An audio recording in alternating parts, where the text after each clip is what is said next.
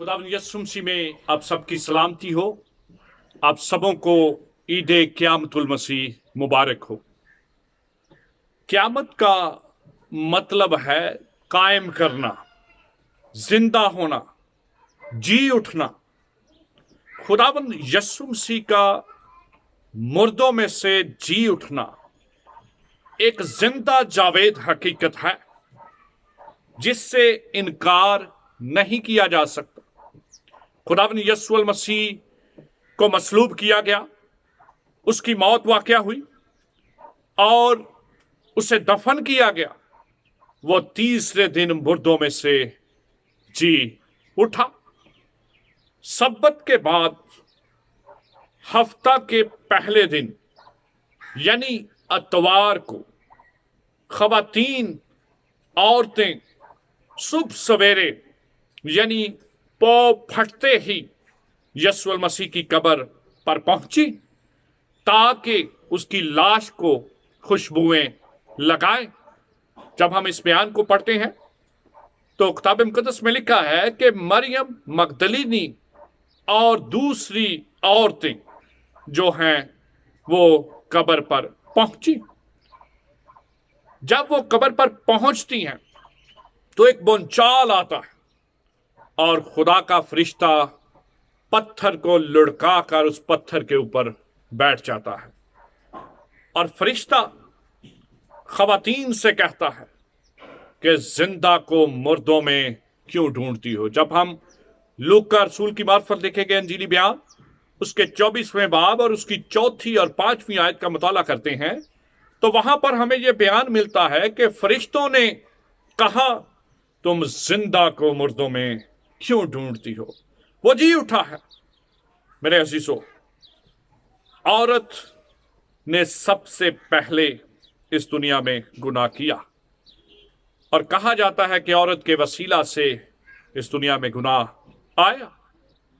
जब हम पैदाइश की किताब उसका 3 बाब और उसकी 6 आयत पढ़ते हैं तो वहां पर हमें यह बयान मिलता है कि औरत को शैतान ने बहकाया और उसे कहा कि यह फल खाओ। किताब मुकद्दस में लिखा है कि औरत ने उस फल को देखा और उस फल को तोड़ा और खाया और फिर अपने शोहर आदम को भी दिया। इस तरह से सबसे पहला गुनाह औरत से हुआ और बाइबल मुकद्दस इस बात को भी बयान करती है कि औरत के वसीला से ही खुदा ने नजात का भी वादा किया। जब हम पैदाइश की किताब उसका 3 बाब और उसकी 15वीं आयत को पढ़ते हैं तो वहां पर हमें यह बयान मिलता है कि मैं तेरे और औरत के दरमियान, तेरी नस्ल और औरत की नस्ल के दरमियान अदावत डालूंगा। वो तेरे सर को कुचलेगा और तू उसकी एड़ी पर काटेगा। यह सबसे पहली खुशखबरी है जो नजात दहिंदा यीशु मसीह के मुतल्लक किताब मुकद्दस में की गई।